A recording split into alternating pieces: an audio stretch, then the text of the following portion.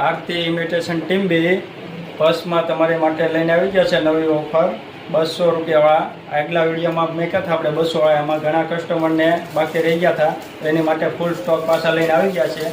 જોતા જાઓ બધા કલર. તો આ બધા મસ્ત કલર આવી ગયા છે.